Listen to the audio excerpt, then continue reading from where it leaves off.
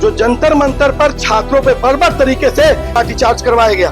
और मांग क्या थी कि शिक्षा मंत्री का इस्तीफा, एनटीए को भंग कर दिया जाए। जो अभ्यर्थी आत्महत्या किए हैं उनको 1 करोड़ का मुआवजा, लेकिन मिला क्या? उनको ऊपर बर्बर दमन किया गया, उनके सर फोड़े गए। हमारी छात्र छात्राओं के साथ जो नाबालिग थे उनके ऊपर भी मारा पीटा गया। तो हम चाहते हैं धर्मेंद्र प्रधान जो इस पूरे मामले के दोषी हैं उनको बर्खास्त किया जाए।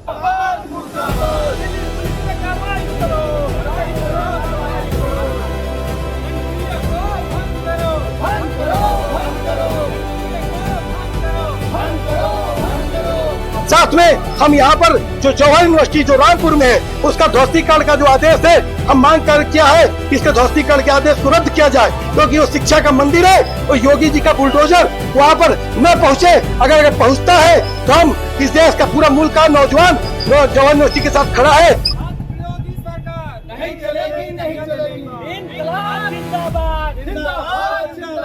यहाँ पर सृष्टि यादव नाम की एक लड़की आजमगढ़ की जिसने आत्महत्या किया, नीट की अभ्यर्थी थी, उसका जिम्मेदार नीट का एनटीए है, धर्मेंद्र प्रधान है। इसलिए उनको 1 करोड़ का मुआवजा दिया जाए और जो 24 छात्र जिन्होंने आत्महत्या किया नीट के, उनको 1 करोड़ का मुआवजा दिया जाए। उस आंदोलन में लगातार दमन किया गया और जंतर मंतर में संसद मार्च के दौरान दमन हुआ, पूरी दुनिया ने देखा। हम लोगों ने यहाँ भी मांग किया है कि राहुल संकीर्तन जिनकी मूर्ति पश्चिम बंगाल में लगी है रानीगंज में, उसका ध्वस्त किया, उनको तोड़ा गया है, उसके जो तोड़ने वालों पर कार्रवाई की जाए और साथ में उनकी मूर्ति को स्थापित किया जाए। वहाँ पर दिल्ली में जिस तरीके से दमन किया गया, वो दमन हर जगह हो रहा है। कल यहीं पर आजमगढ़ में भी छात्रों पर लाठीचार्ज की गई। आज किसान आंदोलन के तमाम संगठनों ने कहा था कि हम आज करके ज्ञापन देंगे, शांतिपूर्ण तरीके से ज्ञापन देंगे, लेकिन तमाम हमारे किसान नेताओं को वीरेंद्र यादव की जगह क्या, नंदलाल जी के जगह, अवधेश जी क्या, सबके यहाँ पुलिस भेज दी गई। हमको खुद मेनगर थाना, तरवा थाना, निजामबाग थाना, सिधाई थाना, कोतवाली हमको लगातार फोन करे। सवाल इस बात का है, हम तो मांग कर रहे हैं कि धर्मेंद्र प्रधान को इस्तीफा दो, वो तो आप कर नहीं रहे। तो मैं आपके माध्यम से कहना चाहूंगा कि ये आंदोलन चलेगा।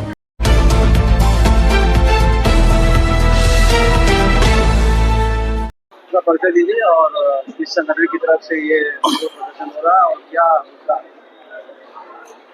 राजीव यादव सोशल किसान सभा, आज पूर्वांचल किसान यूनियन, छोटी किसान सभा, आजमगढ़ नागरिक समाज और तमाम संगठनों की तरफ से जो जंतर मंतर पर छात्रों पे बर्बर तरीके से लाठीचार्ज करवाया गया। और मांग क्या थी कि शिक्षा मंत्री का इस्तीफा, एनटीए को भंग कर दिया जाए।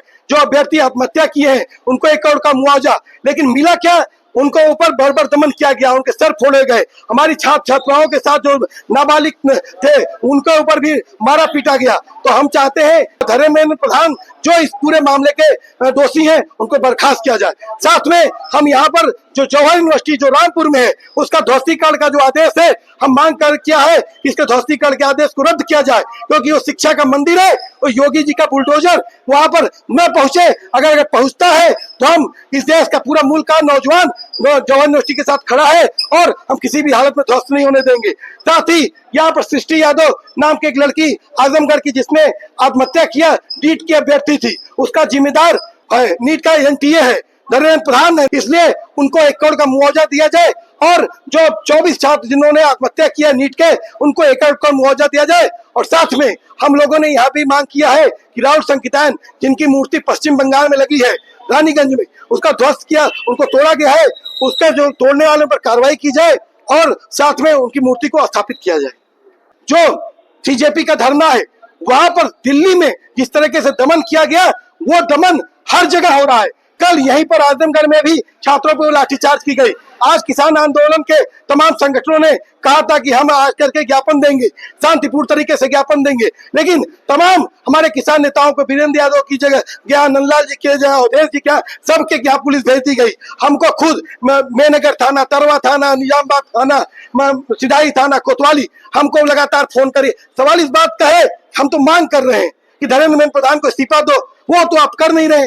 दूसरा कि आप पुलिस के बल पर इस आंदोलन को रोकना चाहते हैं, तो मैं आपके माध्यम से कहना चाहूंगा कि ये आंदोलन चलेगा, क्योंकि आप पुलिस जो ये पुलिस है इसका भी पेपर लीक हुआ है, पीसीएस का भी पेपर लीक हुआ, आरओ का पेपर लीक हुआ है। इस देश में 1 करोड़ छात्रों का सवाल है और ये लड़ाई बड़ी लड़ाई है। और एक सच्चाई है, हर दिन भारत में 40 छात्र आत्महत्या कर रहे हैं, हर घंटे एक से अधिक छात्र आत्महत्या कर रहा है। हम अपने भाइयों को, अपने बेटों को हम मरने नहीं देंगे और ये लड़ाई चलेगी। ये लड़ाई संविधान की लड़ाई है, इसमें कोई समझौता नहीं होगा। 3300 दरोगा की जो है भर्ती आती है और 800 दरोगा, जो 800 लोगों को एनएसएस कर दिया था, नॉट फॉर सुटेबल। और नॉट फॉर सुटेबल में कौन होते हैं? एससी और एसटी। अगर वो एससी और एसटी आंदोलन करता है, बाबा साहब का जय भीम लगाता है, वो नीला झंडा लेके चलता है, तो उसको आप दहशतगर्द बोलोगे, आतंकवादी बोलोगे, उस पर लाठीचार्ज करोगे, उसको कस्टोडियल किलिंग करोगे। लेकिन जब वही दरोगा बनना चाहता है, इसी योगी सरकार में 3300 जो दरोगा की भर्ती हुई, 800 लोगों को, एससी और एसटी को नॉट फॉर सुटेबल कर दिया गया। क्या एससी और एसटी का दरोगा नहीं बन सकता, सिपाही नहीं बन सकता है? और सवाल है कि ये कहां पर हो रहा है? जिस देश का संविधान बाबा साहब भीमराव अंबेडकर ने लिखा है। और साफ तौर पर है कि आप देख लीजिए, लगातार इस देश में लगातार दिहाड़ी मजदूर आत्महत्या कर रहा है। हर तीसरा आदमी जो है आत्महत्या करने वाला दिहाड़ी मजदूर है। वो भी कौन है? कि सबसे ज्यादा इन्हीं समाज के, वंचित समाज के लोगों का है। तो ये सरकार मनुवाद के एजेंडे पे काम कर रही है और मनुवादी एजेंडे को लागू करने के लिए ये चाहती है कि सब कुछ का निजीकरण हो जाए। इसी तरह से आज देश का, पूरे देश का छात्र जगह जगह इकट्ठा हो गया है। ये लोग एसआईआर, ईवीएम और तमाम तरह के हथकंडों से ये लोग सरकार बना रहे हैं और ये सब लोग जान गए हैं और ये लड़ाई मजबूत लड़ाई है और इसको हम लोग लड़ेंगे।